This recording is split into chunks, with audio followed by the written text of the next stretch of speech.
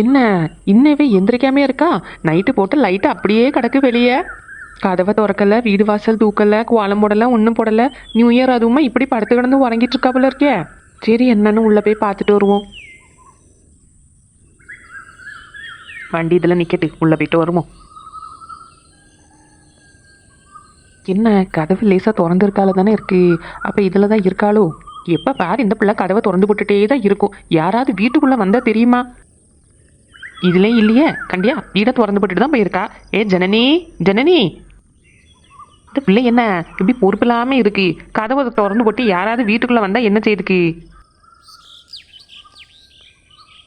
ஏ ஜனனி, எங்கே போனா அந்த பிள்ளை? இன்னும் படுத்திருக்கா? கதவெல்லாம் திறந்து போட்டு இப்படி கிடந்து உறங்கான்னு பாரு. ஏ ஜனனி, என்ன இப்படி உறங்கிட்டு இருக்கா? கூப்பிட கூப்பிட எந்திக்கவே மாட்டேங்கால. ஜனனி, வாங்கக்கா. என்னம்மா இப்படி காய்ச்சல் அடிக்கி? தெரியலக்கா, காலையிலேருந்தே காய்ச்சல் அடிக்கி. காலையிலேருந்தே காய்ச்சல் அடிக்கிங்க? ஒரு ஃபோன் போட்டு என்ன கூப்பிட்டுருக்கலாம்ல? அண்ணல் மாதிரியில குதிக்கி. நீ காலையில எந்திக்கவே இல்லையோ? படுத்தே தான் கிடக்கே என்ன? இல்லைக்கா, காலையில் ஆதி ஏதோ இன்டர்வியூ போகணுன்னு சொன்னான். அதனால நான் காலையில் எந்திரிச்சேன். அதுக்கப்புறம் எப்போ இங்கே வந்து படுத்தேனே ஞாபகம் இல்லை. எந்திரிச்சதுலேருந்து எனக்கு ரொம்ப உடம்பு முடியவே மாட்டுக்கு. தலையெல்லாம் சுற்றிட்டே வருது. அதான் அப்படியே வந்து படுத்துட்டேன். நீங்கள் எப்படிக்கா வந்தீங்க? கதவு திறந்தா இருந்துச்சு. ஆமாம், கதவு லேசாக திறந்து கிடந்து பத்துக்க. நான் அதான் உன்னை கூப்பிட்டுட்டே வந்து ஒரு இடம் காணதுக்கில்ல. எப்போ பாரு கதவை திறந்து விட்டுட்டு இருக்கே. இப்படி யாராவது வீட்டுக்குள்ளே வந்தால் எப்படி தெரியும்? இல்லைக்கா, ஆதி போனதுக்கப்புறம் டீ குடிச்சிட்டு அந்த சோஃபாவில் தான் அப்படியே இருந்தேன். அதுக்கப்புறம் எனக்கு ரொம்ப தலை சுற்றுற மாதிரி இருந்துச்சா, அது அப்படியே வந்து படுத்துட்டேங்க்கா. கதவு அடைக்கிறதுக்கு மறந்துட்டேன்னு நினைக்கேன். சரி ஜனனி, உனக்கு நல்லா காய்ச்சல் அடிக்கி. வா, நான் உன்னை ஹாஸ்பிட்டல் கூட்டிகிட்டு போகிறேன். ஒரு ஃபோனாவது எனக்கு பண்ணியிருக்கலாம்ல? இல்லைக்கா, இன்னைக்கு நியூ இயர்லாம், அதனால நீங்கள் கோயிலுக்கு எதுவும் போயிருப்பீங்களோன்னு நினச்சேன். அதான் ஃபோன் பண்ணலை. ஏதோ ஒன்று ஒரு ஃபோன் பண்ணியிருக்க வேண்டியது தானே. சரி இந்த ஆதி எங்கே போனா? அவனுக்காச்சும் நீ ஃபோன் பண்ணி சொல்லியிருக்கலாம்ல? இல்லைக்கா, அவனுக்கு இன்றைக்கி ஒரு இன்டர்வியூ இருக்குன்னு போயிருக்கான். கண்டிப்பாக அந்த வேலை கிடச்சிரும். அதனால தான் நான் அவனுக்கு ஃபோன் பண்ணவே இல்லை. சரி முதல்ல நீ எந்திரிச்சு இரி. நான் உனக்கு காஃபி ஏதாவது போட்டு கொண்டு வரேன். நீ காஃபி குடிச்சிட்டு ரெடியாகவும் நம்ம 2 பேரும் ஹாஸ்பிட்டல் போயிட்டு வருவோம். பரவாயில்லக்கா, நான் டேப்லெட் ஏதாச்சும் போட்டுக்கிறேன். என்னம்மா நீ இப்படி காய்ச்சல் அடிச்சு இருக்க? உங்கள் வீட்டுக்காரும் இங்கே கிடையாது. நானும் உன்னை பார்க்காம இருந்தால் ராம் என்னை பற்றி என்ன தான் நினைப்பான்? நீ எனக்கு ஃபோன் பண்ணலை. ஏதோ எனக்கு இந்த வழியாக போகும்போது இங்கே வந்து பார்க்கணும்னு தோணிச்சு, நான் வந்தேன். இப்போ நான் வரலைன்னா நீ இப்படியே இருந்திருப்ப, அப்படி தானே? அப்போது நாங்கள்லாம் உனக்கு அவ்வளோதான். ஒரு ஃபோன் கூட நீ பண்ண மாட்டேன். ஜனனி, நான் கோவப்படலாமா? அழாத. இல்லைக்கா, அதுக்கு நான் அழலை. அப்புறம் என்னாச்சு? ராம ரொம்ப மிஸ் பண்ணுறியோ? ஆமாம், என்கிட்ட யாருமே பேச மாட்டாவ. இப்போ நீங்களும் வரலன்னு நான் இப்படி தனியாகவே தான் படுத்துருக்கணும். எங்கள் அம்மா வீட்டில் இருக்கும்போது எனக்கு சின்னதாக ஜலதோஷம் வந்தால் கூட எங்கள் அம்மா எங்கள் அப்பாலாம் என்னை எப்படி பார்த்துப்பாவன்னு தெரியுமா? நான் வீட்டை விட்டு வந்திருக்க கூடாது. எனக்கு ரொம்ப கஷ்டமாக இருக்குது. சரி இப்போ என்ன உனக்கு என்ன குறைஞ்சி போச்சு? உனக்காண்டி தானே ராம அங்கே போய் கஷ்டப்பட்டுட்டு இருக்கான். இல்லை, நான் அவங்களே எதுவும் சொல்லலை. அவங்க இங்கே இருந்திருந்தாங்கன்னா எனக்கு இப்படி ஆயிருக்காது. சரி என்ன உனக்கு திடீர்னு காய்ச்சல் வந்திருக்கு? தெரியலக்கா, நேற்று நைட்டெல்லாம் சரியாக தூங்கவே இல்லை. நீ சரியா தூங்க மாட்ட, சரியா சாப்பிட மாட்ட, அதனால தான் உனக்கு இப்படி ஆயிருக்கு. சரி நீ எந்திரிச்சு இரி, நான் உனக்கு ஒரு டீயை போட்டு எடுத்துகிட்டு வரேன். அதை குடி, அதுக்கப்புறமா நம்ம ஹாஸ்பிட்டல் போகலாம். பரவாயில்ல, இருக்கட்டும்க்கா. நீ எந்திரிச்சு வரலன்னா நான் ராமுக்கு ஃபோன் பண்ணிடுவேன். அதுக்கப்புறம் அவன் உனக்கு உடம்பு சரியில்லைன்னொடி படிப்பு வேண்டாம் ஒன்றும் வேண்டாம்னு அவன் இங்கே வந்துடுவான். அது உனக்கு வேண்டுமா? அக்கா, அவங்களுக்குலாம் ஃபோன் பண்ணாதீங்க. அப்போ எந்திரிச்சு இரி, நான் உனக்கு டீ போட்டு எடுத்துகிட்டு வரேன். அம்மா ஃப்ரிட்ஜுக்குள்ளே பால் வச்சிருக்கியா? இருக்குக்கா. சரி நான் டீ போட்டு எடுத்துகிட்டு வரேன். நீ எந்திரிச்சு மூஞ்சியெல்லாம் கழுவிட்டு இரி. சரிக்கா. சே, இந்த பிள்ளைக்கு இப்படி காய்ச்சல் அடிக்க இப்போ என்ன பண்ணதுக்கு? நம்ம பைக்கில் கூட்டிகிட்டு போக முடியாது. அதுக்கு வேற இன்டர்வியூ இருக்குன்னு சொன்னான். அதனால் அவனையும் கூப்பிட முடியாது. பேசாமல் வீட்டில் போய் கார் எடுத்துகிட்டு வேல்கிட்ட சொல்லிட்டு வருவோம்.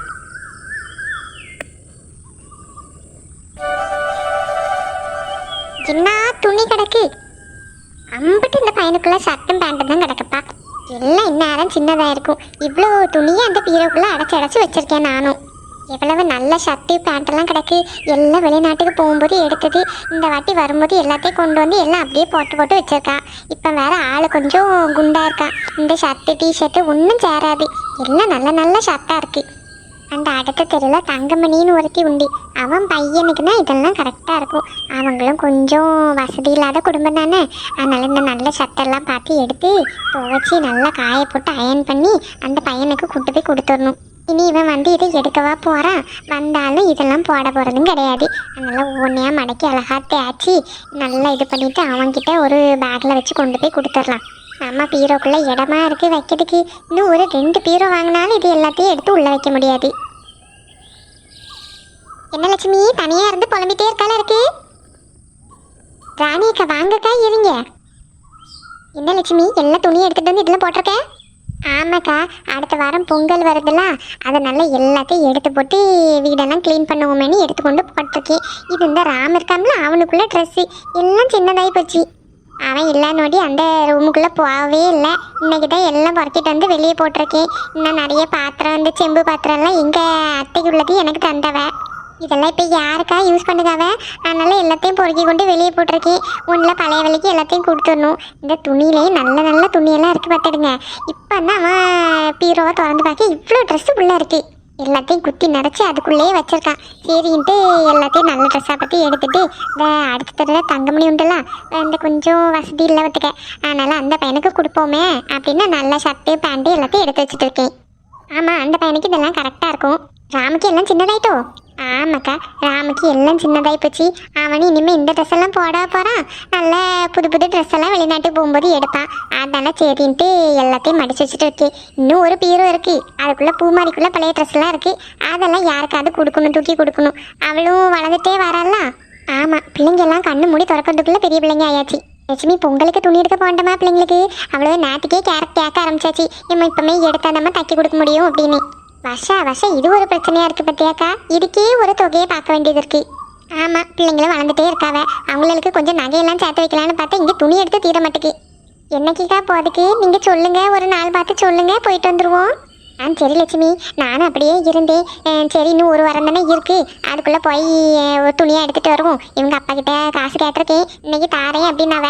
தந்தாரு அப்படின்னா நாளைக்கு போயிட்டு வந்துடுவோமா? சரிக்கா, அப்படின்னா நாளைக்கு போயிட்டு வந்துடுவோம். இக்கா நீங்கள் இருங்க, நான் போய் இந்த காப்பி போட்டு எடுத்துகிட்டு வரேன். ஐயா வேண்டாம் லட்சுமி, இருங்கக்கா. நீங்கள் வரும்போதெல்லாம் இப்படி தான் வேண்டாம் வேண்டான்னு சொல்லிகிட்டே இருப்பீங்க. மணி 11 மணி ஆச்சு. எப்பவும் 11 மணிக்கு ஒரு டீயாக காப்பியாக போட்டு குடிப்பேன். இருங்க, நான் போட்டு எடுத்துகிட்டு வரேன். அப்படியா? சரி, அப்படின்னா எடுத்துகிட்டு வா. இந்த ஜனனிக்கு காய்ச்சல் என்னான்னு அடிக்கி ஒரு ஃபோன் பண்ணி சொல்லியிருந்தா நான் வந்திருக்கவா மாட்டேன். லட்சுமி அக்காளுக்கு ராணி அக்காளுக்கு மாற்றி ஃபோனை பட்டாச்சு. 2 பேரும் ஃபோனே எடுக்க மாட்டேக்காவ. இந்த காஃபியை தான் போட்டு கொடுத்துட்டு இந்த பிள்ளைய ஹாஸ்பிட்டல் கூட்டிகிட்டு போயிட்டு வரணும். ஹாஸ்பிட்டல் கூட்டிகிட்டு போயிட்டு வந்து திருப்பி இங்கே தனியாலாம் விடணும். என்ன செய்யுதுக்கு இந்த ராணி அக்காளுக்காவது அவங்க கூட கூட்டிகிட்டு கொண்டு போய் வைக்கலாம். அப்படி இல்லைன்னா அவங்க அக்காவுக்கு சொல்லியாவது புரிய வைக்கலாம். இது என்னது, பால் தான் வச்சிருக்காளா? ஆமாம், பால் தான் வச்சிருக்கா. சரி, பால் கொதிக்கட்டும், ஒரு டம்ளர் காஃபியை போட்டு கொடுப்போம் அவளுக்கு. இவியலுக்கு ஃபோனை போட்டு சொல்லிடுவோமா? ஹலோ, எங்க நீங்கள் வீட்டில் தானே இருக்கீங்க? அப்படியா, இன்னைக்கு ஆஃபீஸ் போகணுமோ? வீட்டில் இருந்து தான் வேலை பார்க்க போகிறீங்களோ? சரி, நான் இங்கே வெளியே வந்தேன். சரி, இந்த ஜனனியை ஒரு எட்டு பார்த்துட்டு வருவோம்னு வந்து பார்த்தா அந்த பிள்ளைக்கு ஒரே காய்ச்சலாக இருக்குங்க. ஐயே, அப்படியே சின்ன பொண்ணு, என்னாச்சு? ஆமாங்க, கலையனோடி ஒரு ஃபோன் பண்ணியிருக்கலாம்ல எனக்கு, இல்லைன்னா ராணி அக்காளுக்கு யாருக்காவது ஒரு ஃபோன் பண்ணியிருக்கலாம். பாட்டுக்கு படுத்தே கிடக்கா. அதான் நான் வந்து அப்படியே ஹாஸ்பிட்டல் கூட்டிகிட்டு போயிட்டு வரேன். சின்ன பொண்ணு, இந்த பைக்ல கூட்டிட்டு போவாத, ஏன்னா சாப்பிடாம இருக்கல்ல, அப்புறம் கீழே எங்கேயும் விழுந்துட போறா. அதனால நீங்க வந்து கார் எடுத்துட்டு போவா. ஆமாங்க, நானும் அதான் யோசிச்சுட்டே இருக்கேன். நான் வந்து இவளுக்கு ஒரு காஃபி போட்டு கொடுத்துட்ருக்கேன். போட்டு கொடுத்துட்டு அந்த நீ வண்டி எடுத்துகிட்டு வரேன். கார் எடுத்துகிட்டு வந்து அவளை கூப்பிட்டு போகிறேன். இந்த ராணி அக்காளை லட்சுமி அக்காளை மாற்றி கூப்பிட்டுட்டே இருக்கேன். ஃபோனே எடுக்க மாட்டேங்க. 2 பேரும் எங்கேயாவது வெளியே போயிருக்காவெல்லாம் காணும் சின்ன பொண்ணு. ஆமாங்க, 2 பேரும் வெளியே போனால் ஃபோன் எடுத்துகிட்டு போகக்கூடிய இதே கிடையாது. சரிங்க, நான் உங்களுக்கு ஃபோன் பண்ணி சொல்லலாம், நீங்கள் என்ன பார்த்துட்டே இருப்பீங்களா, அதான் ஃபோன் பண்ணி சொன்னேன். நான் பால் சூடாயாச்சு, அவளுக்கு ஒரு காஃபி போட்டு கொடுத்துட்டு நான் வரேன். சரி சின்ன பொண்ணு.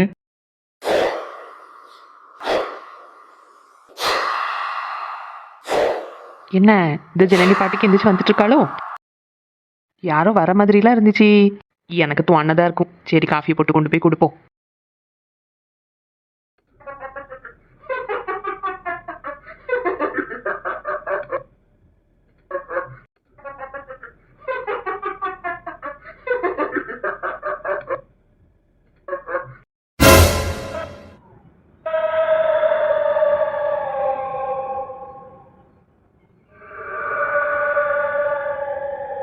ஜனனி, என்ன ஏதோ சவுண்டெல்லாம் கேட்டுட்டு இருக்கு. ஒருவேளை என் பின்னாடி யாராச்சும் வந்து நிக்கிறாங்களோ? திரும்பி பார்க்கவே பயமா இருக்கு. யாரு நீங்க? என் வீட்டில் வந்து யாருன்னு கேட்டுட்டு இருக்க. உன்கிட்ட நான் அன்னைக்கே சொல்லிட்டேன், இந்த வீட்டை விட்டு போயிருன்னு. இல்ல, இது என் வீடு. எனக்கு பயமா இருக்கு, நீங்க போயிருங்க.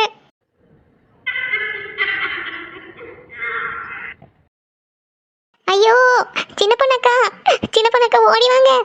எனக்கு பயமா இருக்கு, சின்ன பொண்ணக்கா. ஐயோ இந்த பிள்ளை என்ன இப்படி கத்திட்டு இருக்கு என்னாச்சுன்னு தெரியலையே எதை பார்த்து பயந்தான் தெரியலையே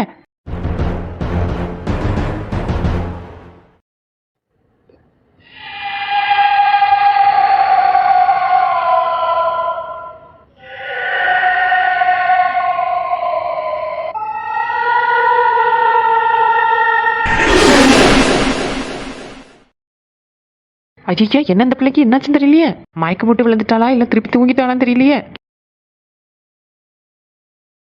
ஜனனி ஏ ஜனனி எந்திரி மக்கா என்னாச்சு இந்த பிள்ளைக்கு என்னாச்சுன்னு தெரியலையே அடிக்கடி மயக்கம் போட்டு வேற விழுந்துட்டு இருக்கா காய்ச்சல் வேற இப்படி அடிக்கி யாருக்கு ஃபோன் பண்ணாலும் எடுக்க மாட்டவ இவங்கெல்லாம் எதுக்கு தான் ஃபோனை வச்சிருக்காவளோ தெரிய மாட்டேங்குது சே அந்த சிந்து அக்கா நம்பர் இருந்துச்சுன்னா அவங்களுக்காவது ஃபோனை பண்ணி உங்க பிள்ளைக்கு இப்படி ஆயிடுச்சுன்னு சொல்லியிருக்கலாம் என்ன வாங்க செய்யுதுக்கு இந்த ஆதி வேற இன்டர்வியூ போயிருக்கான் அவனை ஃபோன் பண்ணவும் முடியாது சரி இப்போ டாக்டரை ஃபோன் பண்ணி இங்கே வர வைக்கலாமா இல்லை இவன் மயக்கம் தெளிஞ்சது ஹாஸ்பிட்டல் கூட்டிட்டு போகலாமா காய்ச்சல் வேற நல்லா அடிக்க காஃபியை போட்டு வந்து வச்சாச்சு ஏ ஜனனி எந்திரி மக்களே என்னதான் ஆச்சு உனக்கு சரி தண்ணி எடுத்துட்டு வந்து மூஞ்சில தொளிச்சு பார்ப்போம் சே பாவம் இந்த பிள்ளை இப்படி ஆயிட்ட